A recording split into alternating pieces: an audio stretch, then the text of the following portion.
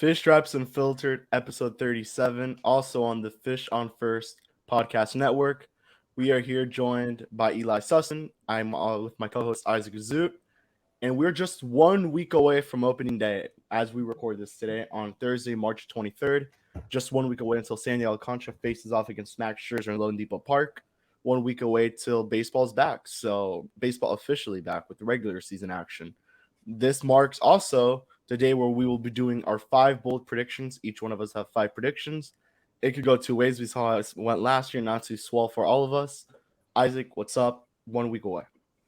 Yeah, it's such a weird time because we're closing in on the end of spring training, and we just finished the World Baseball Classic, so it just feels a little stranger than it has felt in years past at this point. But I'm very excited. 7 days away from opening day, Lone Depot Park. It's got to be one of the most hyped up opening days in a while. You got those 2 Cy Young Award winners. You got the 2 batting champs. It's going to be a lot of fun. So I recommend everyone head out to Miami for that one. Yeah, just to it's coming down for opening day. No, I've already made my trip down there, and I enjoyed it very much to get both spring training and WBC. That worked out very well. And just to reiterate what Kevin mentioned and what you see in the top right corner in the opposite direction, right there on the top corner, the Fish on First logo. We rebranded the podcast channel. It's still everything you want from our Fish Stripes people. If you've previously subscribed to it, you are still subscribed to it. You just need to look out for the new logo, and it's everything there. Still on YouTube. We have a playlist for now, the Fish on First playlist, to keep it all organized. It's everything that you've already been getting from us, just with a slightly different design, slightly different name. So I hope if anybody's confused about that, they can always contact us for clarification. We keep rolling. And this, as you mentioned, this is an exercise the 3 of us did together last year. It went pretty badly, especially for me in particular. I had some overly ambitious ideas about what Sixto was going to do, about what Avi was going to do. And so I've stayed away from both of those players in this edition of my predictions as a bit of a spoiler. So I am ready to turn the page on that. Thank you again for bringing me on for this one so that we can give it another try. Yep. So before we start with that, Craig Mish and Barry Jackson dropped their phenomenal article sharing the latest on the Marlins. Not much on this one, but I mean, I guess the biggest news was kind of the roster moves that we could be seeing. They want to keep both De La Cruz and Sanchez on the 26th. It'll be between Ely and Jose Iglesias to see who gets a roster spot. And I think where we're going to aim to. Both Ely and Jose Iglesias were basically signed on the same day, just a couple hours after. One Ely was signed, Iglesias was signed, or even a couple minutes after. They've both struggled, but we've seen some really nice plays at first from Yuli Gurriel, and we've seen some, good stuff from Iglesias, I guess we could say. And this, I guess, is kind of the debate we'll start with before we go into our 5 bold predictions. Isaac, Yuli, or Jose Iglesias? Who do you think should be on that opening day roster?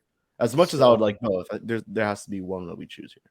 So we're recording this on March 23rd, 2 days away from when they can decide to opt out. If I have that correct. So according to the report, Miami will have to go with just one or the other.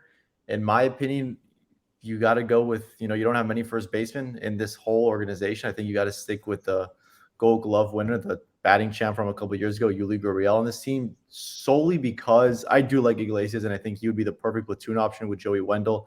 But I do believe that they have enough left side of the infield depth that they could sort of patch their way through the season with, Xavier Edwards and Jacob Amaya and Jordan Groshans if need be. And I know Joey Wendell's had a horrible spring. I think he's 4 for 34, something along those lines. So it would be tough. I do like Iglesias' hit tool. I like his fielding a lot better than Wendell's.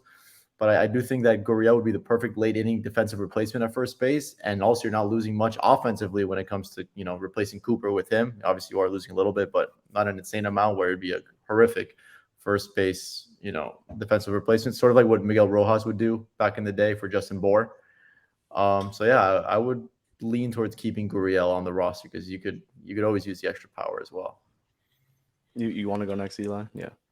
Well, the easy cop out here is say, why not keep both of them? Because that is more of a better possibility than you might think. To be clear about their contracts, they have the ability to opt out on Saturday, but they also have extra opt-outs later in the year. If they choose to like wait and see, there's another one on May 1st and one after that on June 1st for both of these guys. It's because of where they are in their careers. They each have over 6 years of major league service time. This is now a new standard for veteran major league free agents who get minor league deals, is they have the system where you could opt out right before the season starts or a couple times early in the season if things aren't going the way that you want to.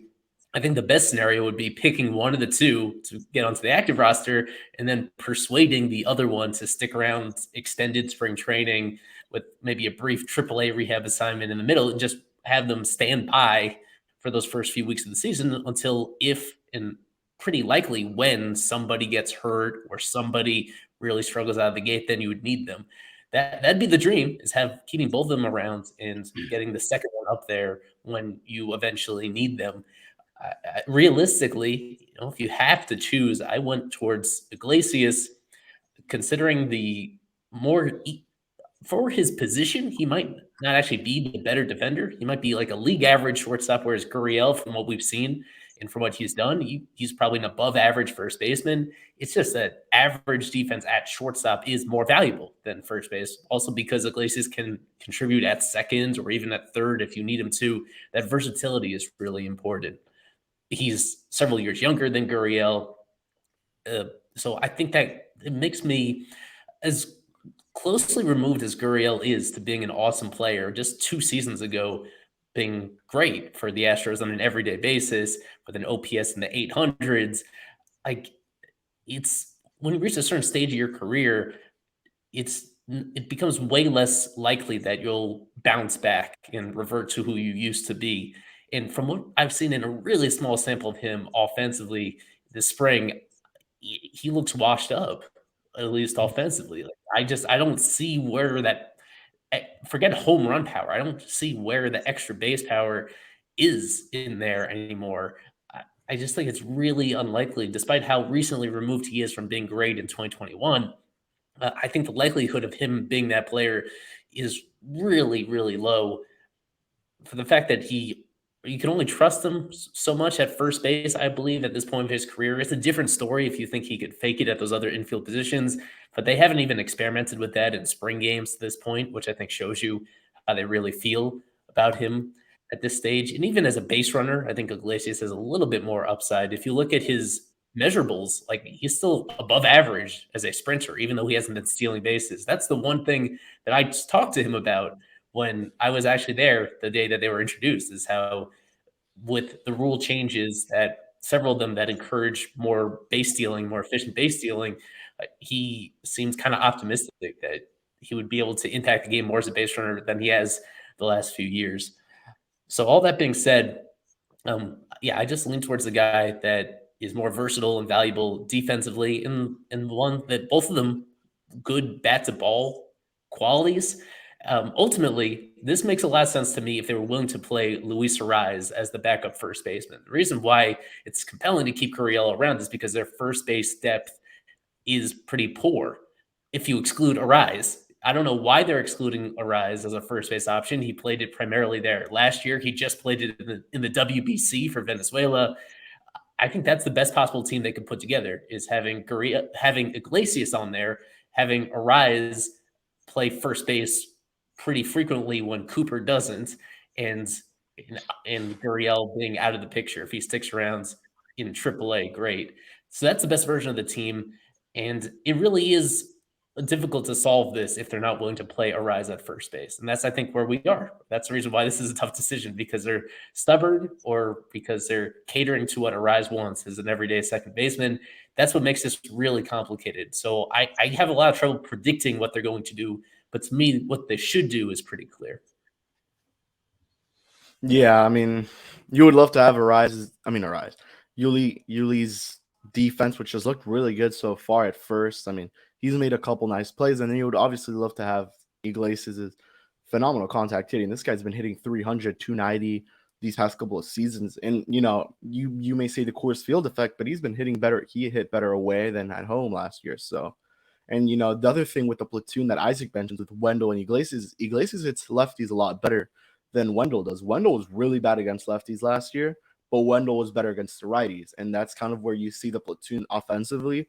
Defensively, you could probably make the case that Iglesias is league average, as Eli mentioned. Wendell, still yet to be seen. I mean, I don't think he's made an error thus far in spring training. So we'll see what happens. But personally, I think I would go with Iglesias. Just think the better hitter overall at this stage in his career. He's been doing this at a very consistent rate in every major league ballpark so far that he's played in. So, and then Iglesias, I mean, you just kind of hope he bounces back. And I mean, these guys did sign very, very late into the spring through spring training. So kind of makes sense to see one of them go through the extended spring training, maybe even a couple starts at AAA, like Eli mentioned. And you hope they stay because, these guys didn't. You would think they signed knowing that at some point they would be on the major league roster, not because I know Yuli had interest from the Twins and the Astros would have liked to bring him back, and you would assume that he signed Miami knowing at one point he would be on the major league roster. So I think it's time we go with our bold predictions, maybe some of them too bold, but so how we're gonna do this is all of us are gonna have 5. We'll go from how we did this last year. We went Isaac, Eli, myself. So we'll do it like that this year once again. And just 5 each. Kind of a quick 1 to 2 minute conversation on each, and just to have this run as fast as possible. All right, Isaac, take it away. Okay. Last year, does anyone off the top of their head remember what my first one was last year? It was Luzardo would be second in innings pitched. That didn't go too well, right? No. Not at all. He pitched 100 innings. Yeah. All right. Well, I have one regarding Luzardo. I'll use that later. My first one is going to be a bullpen one. I have a couple of bullpen ones, and then mine is going to be that Huascar Brazoban saves over 25 games. I think that I know there's so much more competition in the 9th inning. You got Matt Barnes, you got AJ Puck, you got Tanner Scott, who was there last year, and you got Dylan Floro. But I do think I love the way Brazoban has thrown the ball this spring. Like, absolutely, he's looked phenomenal even since coming over a little bit late because of the visa issue. But he's looked great, and I think he's got some of the best stuff in the bullpen. And that's saying something considering, they have Puck and everything. So I think Brazoban gets at least 20, 25 saves. Okay. Eli, you're up. Unless you want to comment on this one. It seems really high for any individual Marlins pitcher this year. Although I said something very similar about Bender last year, entering the year. That's when he was kind of. That's when they named him as a closer, and they didn't have any clear person lined up after him because of injuries. I agree with what you said about his ability and his potential for that. I just don't think that Skip is going to use any particular guy for that number unless they have amazing results, really amazing. And I think Brazoban, his sketchy control, I think is just going to hold him back from being consistent for any length of time. Although it's a great find, and for him, considering where he was last year, coming out of nowhere.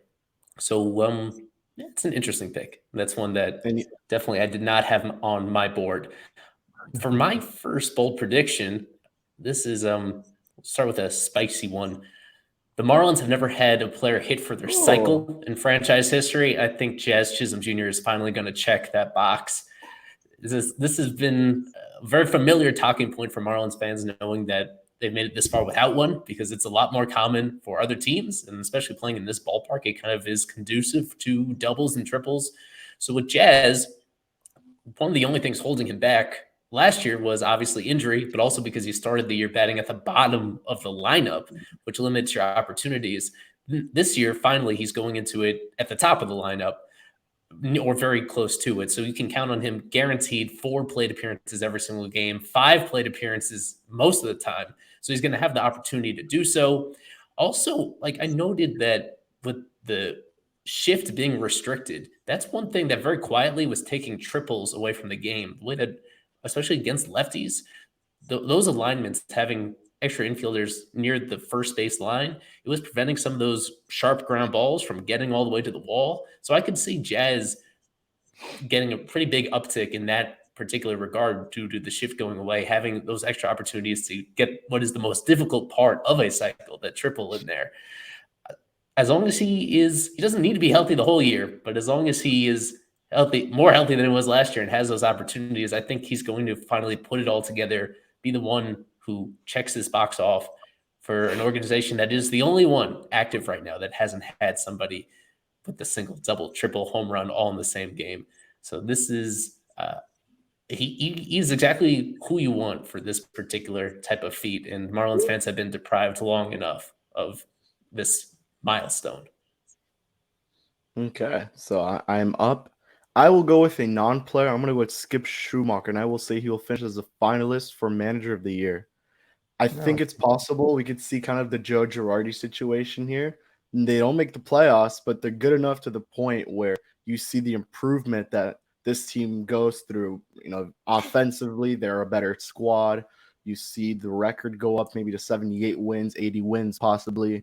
And Skip Schumaker would finish as the NL manager, possibly win that Manager of the Year role, or just finish as a finalist. I see more likely as a finalist. I would be very surprised if they win it because you have Dave Roberts, you have Brian Snicker there. So we'll see. But I do think he has the opportunity to finish as a finalist for this award. And we go back to Isaac. I like that one, Kev. He's a likable guy. I could see him maybe. Things would have to go really well for the team for him to be a finalist. And that's where I'm sketchy about it. But my second one is, I don't know if I didn't have one for this player, but I do like this player a lot. Jesús Sánchez has 40. No, you're going to get mine. What'd you say? Jesús Sánchez will finish with 40 or more home runs. Dude, you got my prediction. Okay. Jesús Sánchez, I think he's going to play enough where he can do it. I think he's got the most, at least some of the most raw power in the, on the major league team. And I think he's the most talented hitter on this major league team. He's just got to put it together and just not, be swinging out of his shoes every time. And even with 2 strikes, I think he's been a little smarter this spring. I think you've seen some sort of adjustments, even hitting lefties a little bit better. Maybe he'll even get some at-bats against lefties. I think the bold part is the 40 home runs. The less bold would have been 30. So, but this is the bold prediction show. Jesús Sánchez hits 40 home runs. I had I'm not going to use it anymore. I said he would lead the team in homers. So it's pretty similar there. So, all right, now Eli's turn. I have one very related to that, so that'd be a good time to put mine in, and I'll explain some other factors in it. Another corner outfielder that I think is going to be much better this year, Peyton Burdick. I have him hitting at least 15 major league home runs. Now, he's not even on the opening day roster. He just got options yesterday. I've been relatively high on him, throughout his process, and it was a bummer last year, both at AAA and in his brief major league stint. There was not a whole lot of game power compared to what he'd shown earlier in his career. Looking at him physically and in batting practice and in every other setting, there's no reason to think that power has gone anywhere. He just needs to get into advantageous counts, and then he's just going to unload. He's right behind Jesús in terms of raw power ability, and obviously the threshold here is a lot lower than 40. I was thinking of doing 20 here just because he's still going to be rookie eligible. And in Marlins history, there's been very few guys that have reached 20 in their first full season or their rookie eligible season. But with Burdick coming up, I've always seen so much of Josh Willingham in him. A poor man's Josh Willingham. And Willingham was one of the few guys that reached 20 plus in his rookie year. And he came up like Burdick. He had to wait pretty deep into his 20s to actually get that opportunity. Burdick is actually older than Jesús Sánchez is. He's 26 right now. He is fully filled out physically. The other factor that I wanted to note here, which maybe came into your thinking, I don't know, Isaac, is that there's going to be some playing time available in the corner outfield spots, in particular, whatever Avisail Garcia is supposed to play, because I am super skeptical about Avi bouncing back this year. I think it's going to be a lot of the same struggles, and it's going to be a much shorter leash than he had last year for a team that's trying to win. And for one that at this point, already it's a sunk cost, the contract that they gave him. I don't think they're going to play him every single day if he continues to be such an undisciplined hitter who doesn't do enough in the other aspects of the game to make up for it. So I don't root for Avi struggles. I don't root for an injury or anything like that, but I think we're going to reach a point where there's going to be playing time available at both left field and right field. Burdick's going to come back up. I expect him to spend, as this prediction suggests, I think he's going to spend the majority of the season in the major leagues, whether it's playing every single day or just the big, mostly a platoon guy against lefty pitching. He's going to go on some runs where he goes deep a lot. And he's going to be, if he reaches this number, that alone makes him one of the more successful homegrown hitters that the Marlins have had in a while. I think he reaches that threshold. Not a star, but I think he's part of this team. I think he's going to like assert himself as a significant part of this offensive core moving forward. You know, and it kind of hurts him that both Sanchez and De La Cruz had phenomenal springs, or good springs at that, because he also had a great spring. He started off with a great spring, and unfortunately, with I think it was like a sprained like a sprained toe, he that eventually got optioned. So I do think he's gonna have a good shot at getting those 15 homers. And my next prediction will be one I think Isaac has, but I'm gonna go for it. I think Jesús Luzardo will finish top 5 in the NL Cy Young voting. I am very high on Luzardo this year. He looked great last season. He's looked good so far this spring. I think he has the opportunity to go out there and really go at it. I mean, you finished 2022 with a 3.32 ERA. That was only in 100 innings pitched. You have the opportunity to now pitch even more innings. I think he'll be the number 2 or number 3 in the rotation, most likely number 2, unless they want to put Trevor there or Cueto ends up somehow being the number 2 guy, which I'd be shocked. But Luzardo's going to get innings, and hopefully maybe we see him go deeper into games so far this spring. So I'm going to go he finishes top 5. I think I had the same exact prediction for Pablo last season. So I'm just replacing the name and putting Luzardo there. I don't know how bold it is, but... Yeah, it's bold in the sense that there's so many great pitchers in the NL, so it'd be tough for Luzardo.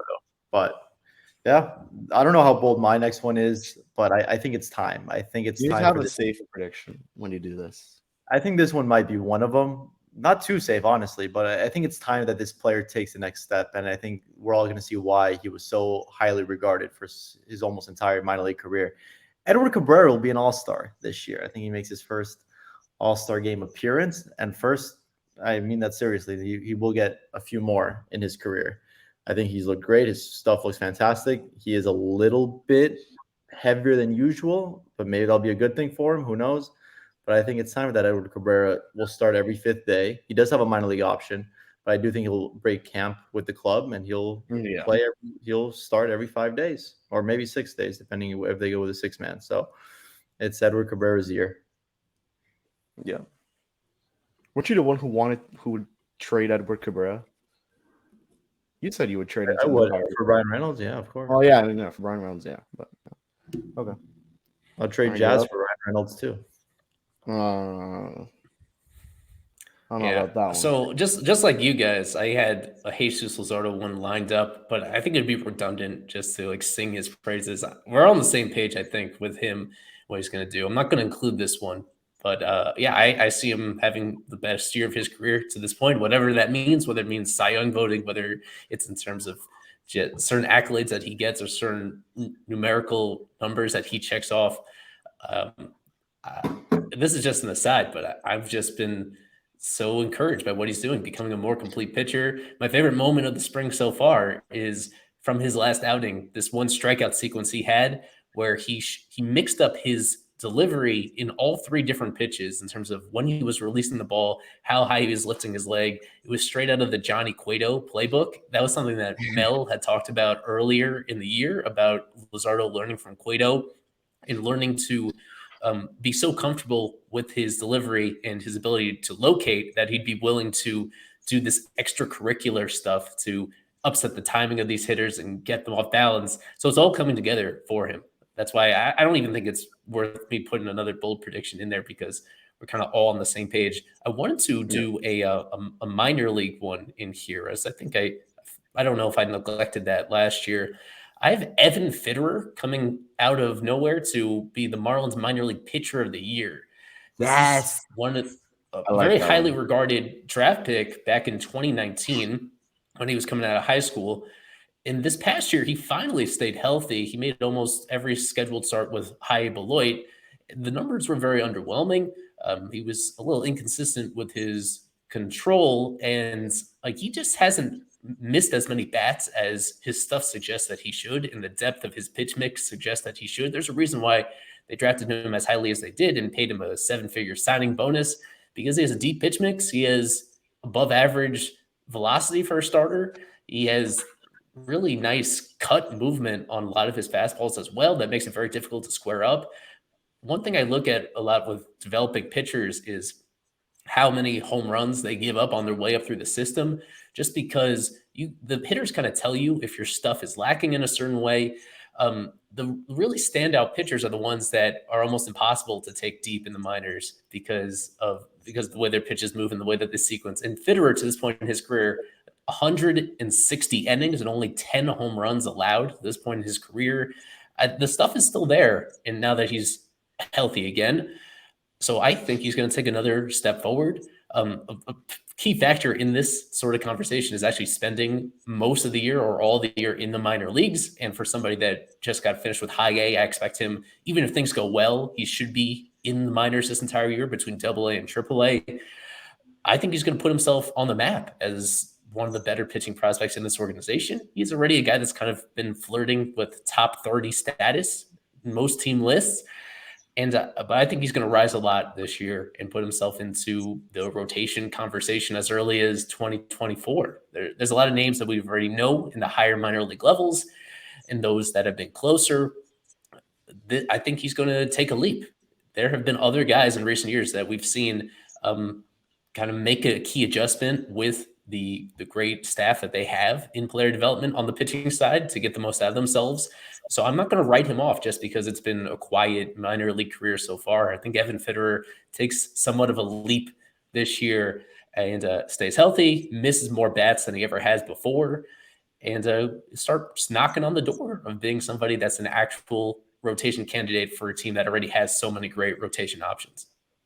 Yeah, and I saw him in the backfield. He looked good, so I like the prediction.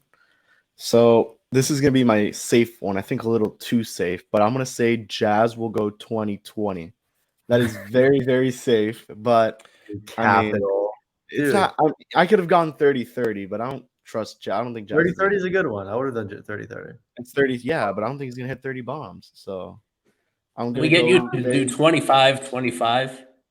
I could do that. Oh, you see, I didn't know that. All right, I'll go 25-25. I didn't know that. I thought it was just you can pick whatever numbers you want. I think when you put it at 2020, it's hard to say that's bold. That's kind of almost the expectation because he nearly did that before in 2021. He's only a better player now. So I'm not going to take your spotlight.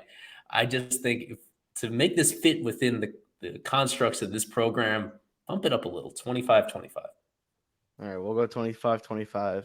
Just want to play it safe. I need one that I know will hit. I trust Jazz to hit 25 homers, steal 25 bags. Obviously, health is the factor for him. He only played 60 games last year, but in 60 games, he looked really good, and he was on pace to possibly go over the 20 homers and have those stolen bases too. So I'm going to go with that. I think, if he plays a solid center field, he could focus a little bit on that offense and doesn't have to worry much about center field. Okay. Yeah. I'm going to do a minor league one as well, technically. I think this one's pretty bold. I don't know if it'll happen. I think Will Banfield makes his major league debut this year. Over Paul McIntyre? Not over him. I think PMAC might as well. But I think they really it's time, 2018 high school draft pick. It's time to see what you got with this player, at least defensively, see if he can be your Jeff Mathis type of player. He can maybe fake it a little bit with the bat. I don't hate it. He's got some power, but his receiving, his throwing, he's a hell of a catcher behind the plate. And I think they'd like to see what they have in the catcher's position in the lower levels of the minors. He should open at AA this year. And who knows, maybe Stallings really regresses even more. I wouldn't be surprised if he maybe gets, I hate to say it, like DFA'd before June 1st or something like that. And Will Banfield would be someone that I would love to see up in the big leagues. So that's my bold prediction. Yeah, that was pretty bold. All right. That's a good one. When you just consider, on the most basic level, the only catchers on the 40-man roster right now are Stallings and Fortes. So with anybody else, they need to make a case for why they're worth adding in the first place. So they're disposable veterans that they could put ahead of him, like Austin Allen. I think that's his name. Yeah. He's a guy. He's a guy, and he's in the organization. He can catch when you need to. And as Kevin mentioned, as much as we really love PMAC, we love him for his bat more so than his defense. And there's a question about if he debuts this year, what position does he play? He's looked good. He's looked good defensively, though. I will say, PMAC, he's looked good. He's had some nice moments. So I wouldn't doubt Banfield. We just saw him the other day when Alex Carver of Fish on the Farm was there. He was catching a Eury Pérez start, which for a while PMAC had kind of been Eury's personal catcher, and so it's good. It's interesting to see somebody else also get that opportunity to work directly with the prized pitching prospect. For my next bold prediction, this is my fourth one already. It's another franchise first. I think this is a team that could get red hot for stretches of time. The Marlins have never had a winning streak longer than 9 games in their entire franchise history. I think this is the year where there is going to be a stretch of the season that the Marlins have a winning streak of at least 10 games. So what does that mean? That means just one time where you go 2 full times through the starting rotation and almost everybody shoves. And when somebody doesn't shove, the bullpen holds it down or the offense picks them up. There's going to be a time. I think I've made my general thoughts about this team clear enough that I'm not talking about a playoff team or necessarily a 500 team, but I think there's going to be a stretch of time where they really have us fooled into thinking they have it all put together because they have a stretch like this for the first time in franchise history. They have been stuck at 9 on the winning streak side 5 separate times in their history, and they're going to get over the hump this year with the depth of that rotation and the way that they've built this lineup is in such a way that it's going to be really hard to totally keep them quiet. Even though spring training would suggest otherwise, they've had a bunch of games in spring where they've been limited to 1 run or less. I'm going to look past that and feel pretty confident that on most nights they're going to be able to manufacture a couple runs and that a couple of these sluggers that as skeptical as I am about Avi Garcia and the durability questions with Soler and Jazz, I think there's going to be a period of the season where they play the best quality baseball that this team has played in a long time and have a winning streak like this. So 10-game winning streak to look forward to. I can't even imagine how what the vibes will be like both on Marlins Twitter and hopefully at the ballpark as well if they put it all together for a stretch of time. It's not too much to ask just for a week and a half to go undefeated. Maybe it is too much to ask. That's why this is the bold predictions show. I mean, what was it last year? 7-game winning streak to start off the season, something like that, or after the series against Philly. They were on a pretty nice winning streak there. I think they won 4 or 5 in a row. It was 4 or 5? I thought it was like 6 or 7. Okay. Well, anyways. They got the pitching to do it. They do. I mean, you have Sandy, which basically books you a team score in less than 2 runs, maybe. Trev's look good. Luzardo's look good. So, you can book that. All right. So I'm going to go with one I said last year for Max Meyer. I'm going to do it for Eury. I think Eury's going to make 10 major league starts.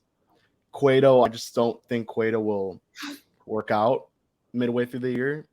He has not looked good in spring training. Did not look good in the couple innings in the WBC, except hitting 94 at some moments. I think Eury's going to force his way up to the major leagues. As much as I love Braxton Garrett, I think Eury's just going to blow AAA out of the water, going to force his way up, and he'll come up very soon to the major leagues. I mean, I hope they don't do what they did with Max Meyer to Eury, because Eury's he's the best guy they've had in a while in terms of pitching prospect, because Max Meyer was good, Eater's good, Dax is good, but Eury's something else, and he looked pretty good during spring training. I mean, he had his moments where he didn't look the greatest, but overall, I would say Eury looked pretty good. The velo was crazy. I think he was hitting, it was like 99, 100 at moments. So it's very impressive what we've seen from Eury. Now he's going to AAA, where most likely he will face some guys who've had major league experience or, are top prospects at the brink of the major leagues. So it's going to be very exciting to see what Eury's got. And I think he could force his way up to the major leagues. He's going to do it. I mean, kind of what we're seeing with Jordan Walker right now during spring training. I think we could see that with Eury in AAA. I think they're actually going to, if you thought it was frustrating them holding down Max last year, I think they're going to hold him down even more. But, I mean, I hope it's not that. But, yeah, we shall see. This is my final one. Yeah. This is my final one. My final bold prediction is going to be that Jacob Amaya has more than 12 and a half home runs. At least 13 major league home runs. I was going to say 10. I think he's spent a bulk of the year in the big leagues. I think he has sort of not transformed, but he has sort of gone towards a home run heavy type of offensive profile. I think they're trying to, not have him do that anymore. But I do think he's got enough power to hit, to knock 12.5 over the major league fence this year. I think he gets called up maybe in May, June, and he is the perfect platoon guy for Joey Wendell, which is also why I think they might as well go with Ely Gurriel. Fair enough. Well, this is fun. This is like almost directly in conflict with my final bold prediction. I think Joey Wendell is here to stay. He is a pending free agent, but I think he's getting the Miguel Rojas treatment as this year goes on. This is extension season as we're talking. Like, it wouldn't shock me if something gets done in the next week, but I think more likely during the season before Joey Wendell hits free agency. This extremely versatile infielder, a former all-star, the Marlins will constantly remind you. I think they reach a deal where they value, despite what they have, they've made quite a bit of investment in this next wave of young infielders between Jacob Amaya and Jordan Groshans and Xavier Edwards. So I think the timing of this deal will probably come in the middle of the season. They give these young guys a chance to make the big leagues or produce, or at least show promise in AAA. And if they don't, then unfortunately, I think that's when they realize that they value what they already have, the veteran they already have, rather than putting so much trust in these guys who are unestablished. Wendell is somebody who has never really been dependent on his physical tools. So as he gets pretty deep into his 30s, he can be trusted to still be a useful player in several different areas. His bat to ball skills aren't going away. And his for those who have seen him up close, he's a guy that takes a lot of pride in staying physically fit. He's not going to get very complacent with having a contract and get out of shape.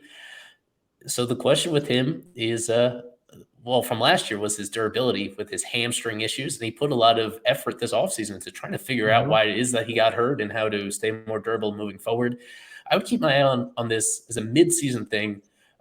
Once we get to the trade deadline, and like the rumors will be heating up with anybody who's a pending free agent. And I think the Marlins are going to get out ahead of that, which they didn't do with Starling Marte when he was in that situation, among several others. But I think with Wendell, they're going to make an exception. And this is going to be one of those cases where they lock in another veteran player for the next few years.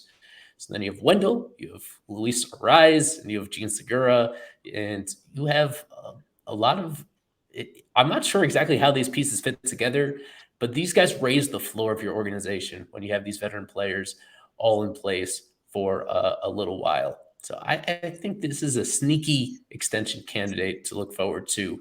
Joey Wendell, assuming that he plays even better than he did in 2022. That's essentially what this comes down to. I think he's going to have a very nice year in the first half to convince the Marlins to make this commitment to him.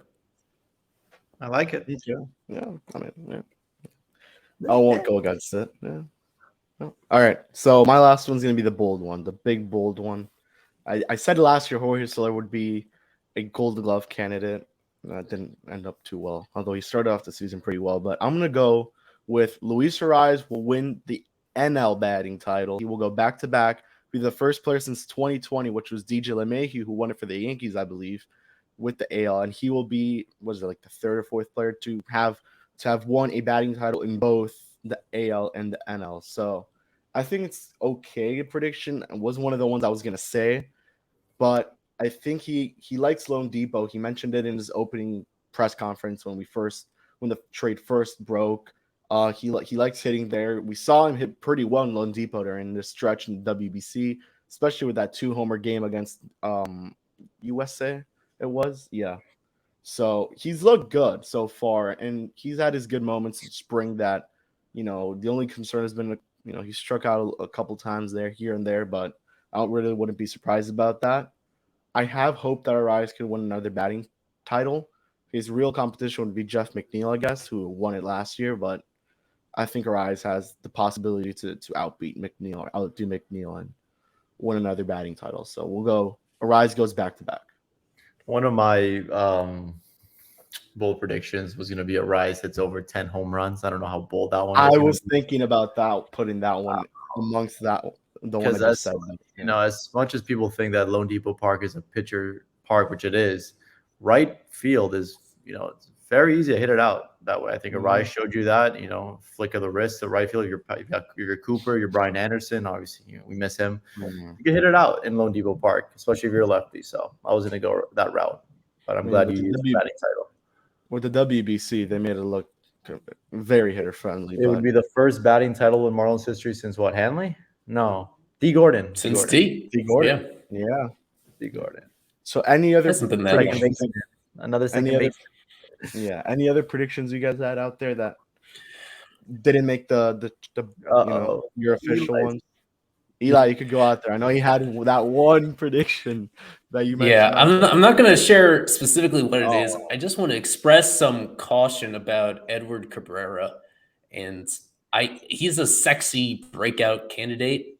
I understand why. I just continue to have really big concerns about his commands and particularly the confidence in his fastball, which for back-to-back years, it used to perplex me why he kind of, as they say, pitched backwards and threw so few fastballs. And now it's it's clear that he just doesn't locate it the way that most starters do as the foundation of their pitching. There's a lot of different ways to succeed. Between that and his durability and some of these various injuries that he's had through the years, so the popular opinion is that he could emerge as a top of the rotation sort of pitcher. My worry is whether he's going to be a starting pitcher at all in the near-term future. So I'm not going to I have mixed feelings about this because I could see it going a couple different ways. But I'm concerned kind of about exactly what his role is going to be in this future of the team. I think he's going to be part of this pitching staff regardless. It's just I'm lower on him, I would say, than other people. I feel there's so much volatility there, and there's a lot that he has to prove, despite some of the sexy moments that he had last season. For me, Edward Cabrera has a lot to prove this year. He has to earn his place as a starter on this team moving forward. It's going to be very competitive, and to me, I'd say I wouldn't be surprised if there's 5 guys moving forward. Perhaps by the end of this season, there could be 5 guys in this organization that I like better as starters than Edward. That's how I'm gonna kind of dance around how it is I feel about that. I did share those concerns because he did pitch backwards the entire time last year. We'd speak about it in the group chat. He just would be afraid of establishing the fastball early in the count. He wouldn't do it, but I think in his latest spring start, he sort of showed maybe a different approach. He was establishing that fastball, and it looked as good as ever, 98, 99 with movement. So that's what gives me a little bit of hope. And if he pitches that way, that's the way you got to do it if you have his arsenal. And what makes me think that he wouldn't be anything but a starter is just what a crazy pitch repertoire he's got. He's got a sinker, he's got a fastball, slider, curveball, nasty changeup that reaches the low 90s. I think he's the one guy who I would never think would ever be inside a major league bullpen. But who knows? If the command doesn't clean itself up, then absolutely, you're right. I think the command is the one issue for me and the injuries. But I think I do like the way he's pitching. I just advise people to come to their own conclusions about him. He's somebody who I feel like his profile has been lifted by testimony from Sandy Alcantara saying, he looks like me. He does what I do, except he could be even better than I am. There have been bits and pieces of that through the years. And while I trust Sandy so much, in fact, every year I'm tempted to say, to make a bold prediction that Sandy's going to slow down I was tempted that, for example, one other thing I left on the cutting room floor here is that I thought Luzardo was going to exceed Sandy in a particular way this year statistically. But as I think about it, I don't believe it because I've learned at this point to always trust Sandy in every way possible. But he is such a unique person and just in his, as much as he wants to spread his great influence on all these other teammates of his, it's a lot harder said than done. Yeah. I can't say enough, how awesome it would be to have a Sandy clone coming in right behind him who has all these years of club control and who has everything that Edward has. I just have my own skepticism. From what I saw, I feel he still has a lot to prove. It just comes down to that. So I'll be intently watching Edward this upcoming season. Yep. Anything else, Isaac, that you may have left in the cutting room or whatever? Yeah. Oh, Kevin. No, sir. This has been great. I love this this thing that we do every year, the bold predictions towards the end of spring training. Only 4 games left. A lot of decisions to be made. I'll be at Lone Depot Park on Monday. Thursday is opening day. And yeah, we should be coming to you pretty religiously bi-weekly. And from this podcast, Fish on First, Fish Stripes Unfiltered. And yes, sir, we're very Fish Stripes. We're very excited for a full year of Marlins coverage in our own way, as Eli likes to say. Yeah, so we'll wrap it up here from Eli, Isaac, myself. We'll see you guys all in the next one. Peace out and go Fish.